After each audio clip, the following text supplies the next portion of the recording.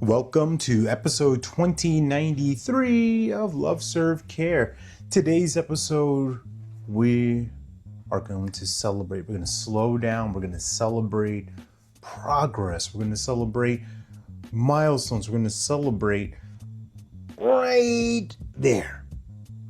Being right there on the cusp. So close you can taste it, you can touch it. And also got to remember, job's not finished. Job's not done. What am I talking about? It can't be the thing I've been talking about for mainly the last week or even the last few months and some change, and that's going to be coming out in a few months and some change. We're talking about Win From Within, the playbook for building unshakable confidence, my first solo book. I have a couple of anthology books that I've contributed chapters for, but this is my book, baby, coming to life. And as I am wrapping up a few minor details for some editing in the first draft, the official first draft, I am reminded of the last chapter, which I call Victory Formation.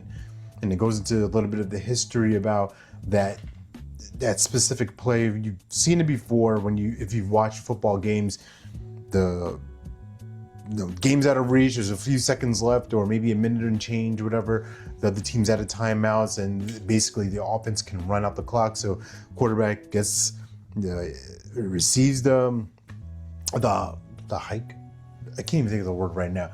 Receives the ball from the center, they're under center, they receive the ball, they kneel down, that counts as a ran play, clock runs, and then team with the lead goes on to victory. That's how it should be. It's a routine play. Now, we get into the history of that play with the Miracle, the Meadowlands play back in the late 70s. Herman Edwards, former Eagles player turned coach, many years later on. And this is a signature moment. This is one of those, also a blooper. It's an amazing play, and it's also a blooper. It's a head scratcher and a head smacker where you're thinking, why are they doing this? How did this happen? You were so close. You should have had the victory. This is like typically the language of losers. And up until this year, the New York Knicks were a loser. I know I'm switching teams in sports, but just thinking about what we should have had them. We were so close. If only this happened, and you have everything lined up and you fumble it, you blow the lead.